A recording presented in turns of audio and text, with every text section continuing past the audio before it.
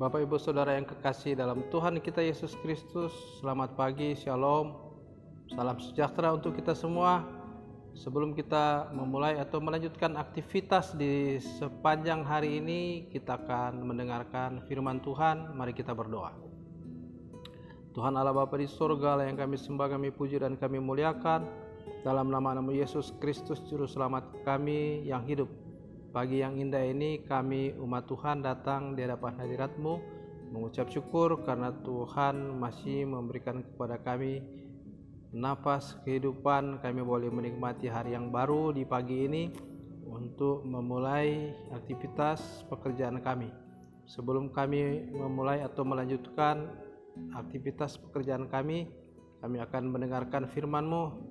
Lengkapi kami dengan kuasa Roh Kudus agar kami memahami kehendak Tuhan dalam firman yang kami baca. Berfirmanlah ya Tuhan, kami siap mendengar dalam nama Yesus. Amin. Bapak Ibu Saudara yang kekasih dalam Tuhan kita Yesus Kristus, saya mengajak kita untuk membaca Alkitab. Saya ambil dari Injil Matius pasal 25 ayat yang ke-13. Matius 25 ayat 13. Karena itu berjaga-jagalah, sebab kamu tidak tahu akan hari maupun akan saatnya.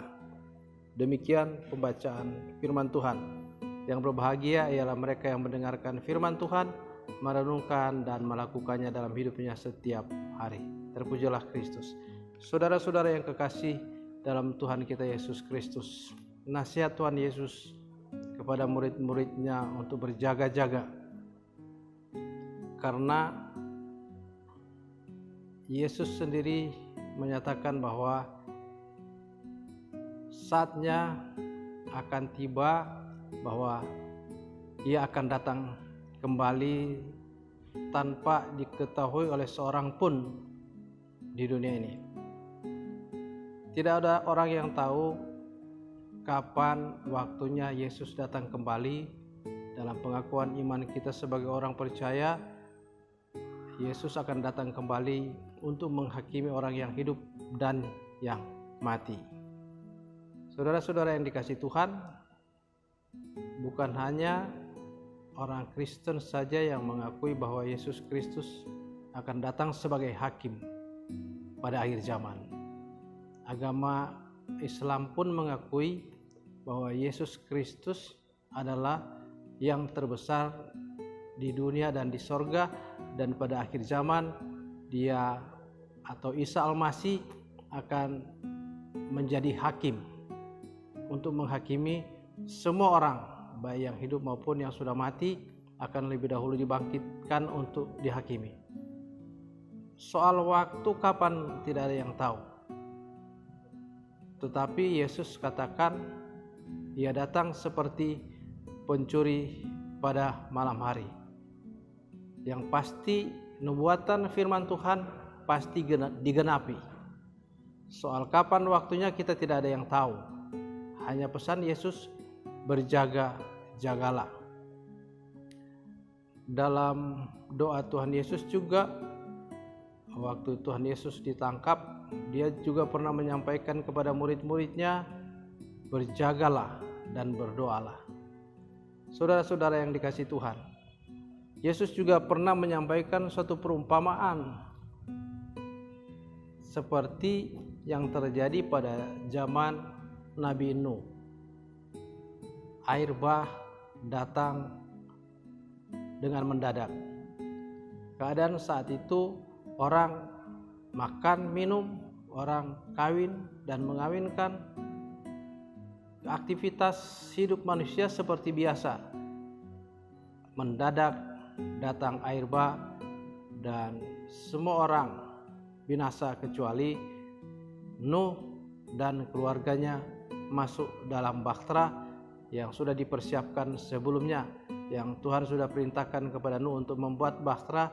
Dan sesudah selesai dibuat, maka Tuhan perintahkan Nuh dan keluarganya masuk dalam bahtera, dan semua hewan sepasang demi sepasang dimasukkan dalam bahtera, dan datanglah air bah membinasakan manusia pada saat itu. Demikian juga pada saat kedatangan Yesus kembali, tidak ada orang yang tahu. Yesus sendiri katakan bahwa ia datang seperti pencuri pada malam hari. Oleh sebab itu, pesan Yesus kepada kita semua supaya berjaga-jagalah. Nah, saudara-saudara yang dikasihi Tuhan, sebagai orang percaya memang kita bersyukur, kita berterima kasih karena kitalah orang yang paling siap ketika Yesus datang kembali.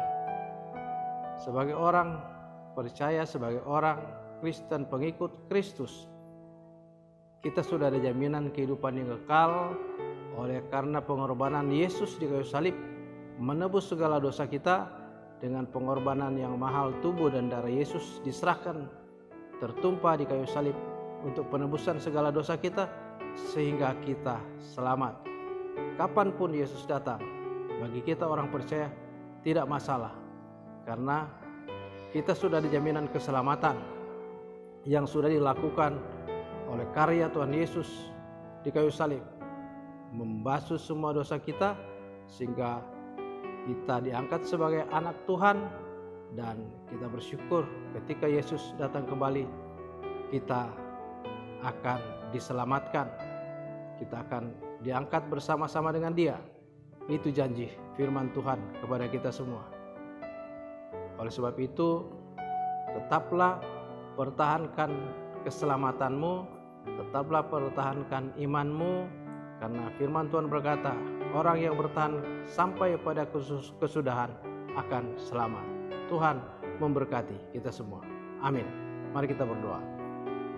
Segala puji, hormat, syukur kami persembahkan kepada Tuhan, karena pagi ini Tuhan sudah melawat kami umat-Mu. Tuhan hadir di tengah-tengah kami oleh firman-Mu. Terima kasih Tuhan atas kebenaran firman-Mu. Tanamkan dalam hati kami dan memampukan kami untuk setia pada kehendak Tuhan. Terima kasih Bapa, kami akan melanjutkan aktivitas kami di sepanjang hari ini. Tuhan sertai kami, lindungi kami dan berkati kami sehingga apapun yang kami lakukan berhasil. Inilah doa permohonan ungkapan syukur kami, dalam nama Yesus kami berdoa. Amin. Ku mau bersorak bagimu.